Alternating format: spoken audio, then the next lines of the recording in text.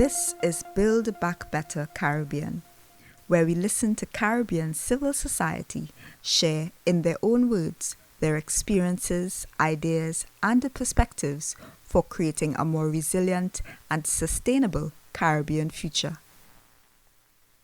I think for far too long, there has been a disconnection between health, environment, and waste.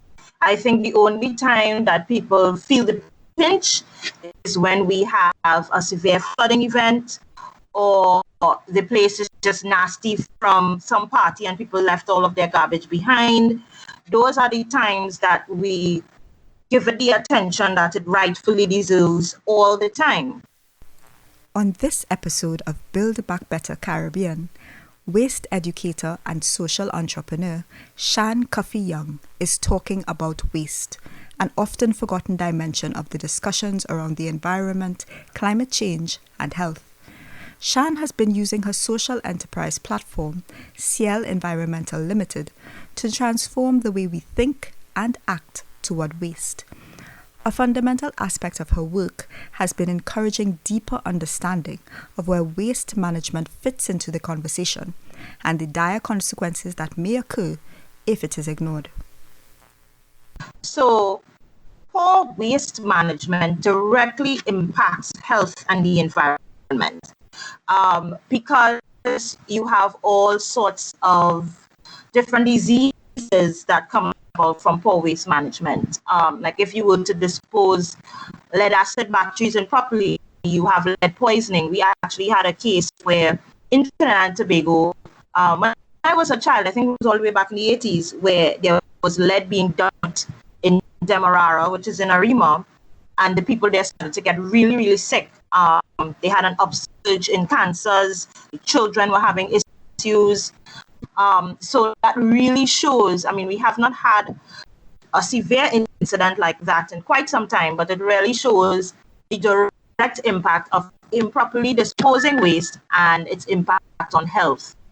And of course, if you have the place, in a mess, you can't expect that the animals will thrive. You can't expect that the plant life will thrive because waste is in the way.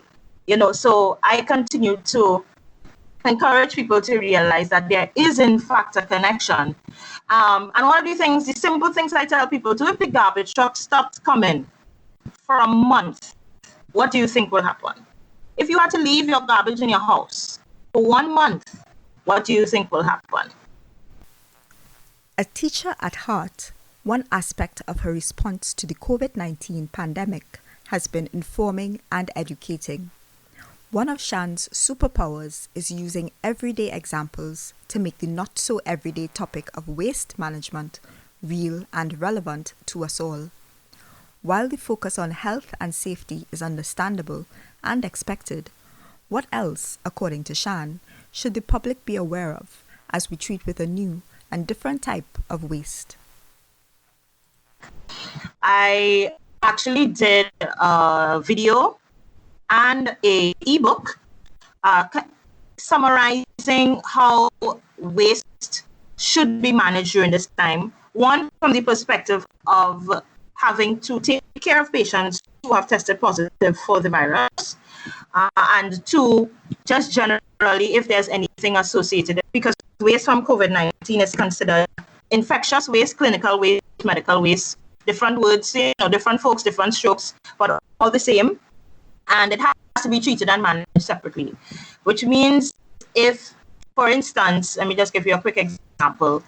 It has to be double bagged and held for 72 hours before it can be mixed with regular domestic waste. I haven't really seen that in any local documentation. And that's why it pushed me to do one of my own and continue to share with people. Listen, I know taking care of your health and safety is important. I know you have to ramp up your sanitation, but all of those chemicals that you're going to be using now to sanitize need to be disposed of in an environmentally sound manner. Social entrepreneurship, an organizational hybrid of passion, purpose, and profit, continues to be rare in the Trinidad and Tobago context. For SIEL Environmental, the model supports the organization's mission of advocacy and outreach to a variety of stakeholders interested in greening their operations to become environmentally sustainable. Built into this model is the ethos of knowledge sharing, which SIEL Environmental has enthusiastically undertaken by proactively seeking out and supporting new, local social entrepreneurs. So, could this model offer greater advantages for building a better Caribbean future? Using the SIEL Environmental experience to illustrate, Sian projects that this may very well be the model of the future. When you buy from me, you're not just buying into a traditional business, but you're buying into a mission. You're buying into the fact that our landfills are overburdened and we need to divert waste away from our landfills. You're buying into reduction and reuse and the practice of the circular economy. You're buying into the fact that whatever you pay us is going towards educating our children so that when they become adults, they are more informed. They are environmentally/waste literate.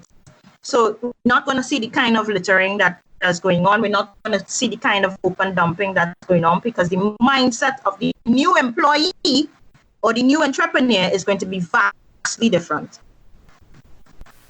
The future employee and entrepreneur will prioritize sustainability. As a social entrepreneur and a mother, Sian is heavily invested in working towards this, creating a better Caribbean for future generations. To propel her mission toward this end, she has incorporated the United Nations Sustainable Development Goals framework into her action toolkit. Her goal?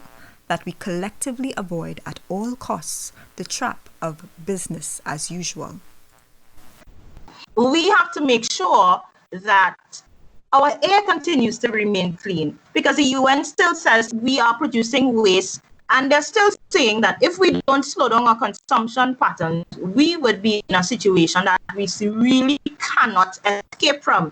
I am a mother of children.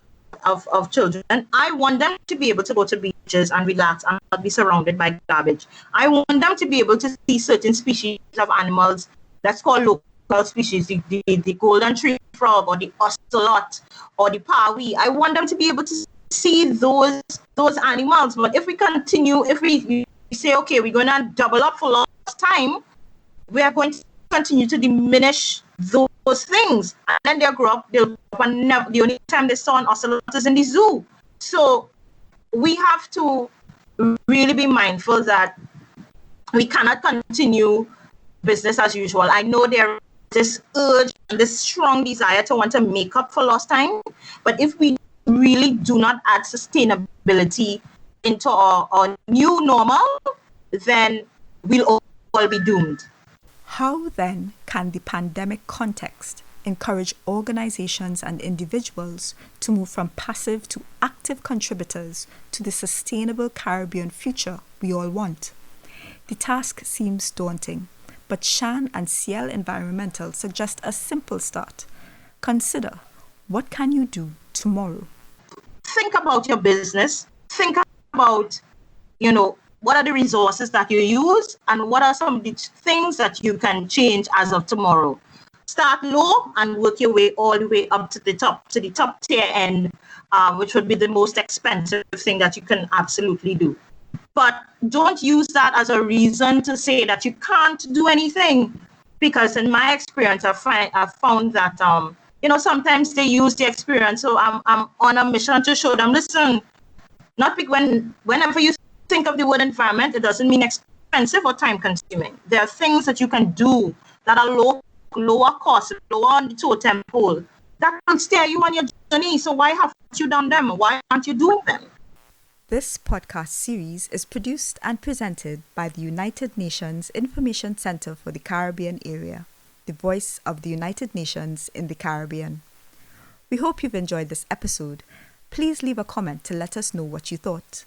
For more content in this series and to find out more about our partnership with civil society, subscribe to our YouTube channel and follow us on social media at Caribbean UN. This is Lindy Ann Edwards Alain, inviting you to join us again soon for another episode of Build Back Better Caribbean.